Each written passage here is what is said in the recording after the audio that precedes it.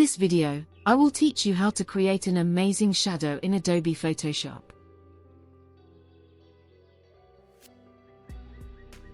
First, I have this image as a background. Link of this image is mentioned in the description.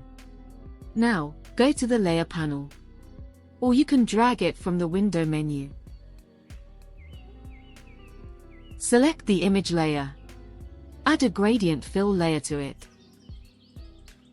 Adjust the radial style. And add this gradient.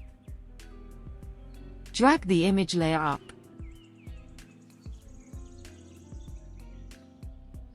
And create a copy of it. Hide the copy layer. And select the lower layer. Press Ctrl+M for the curve. Use these settings. And hit OK. Unhide the copy layer. Now, go to the Filter menu, Blur Gallery, and choose Path Blur.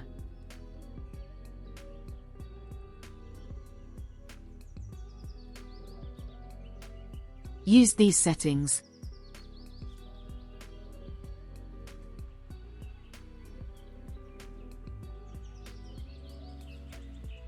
And play with it.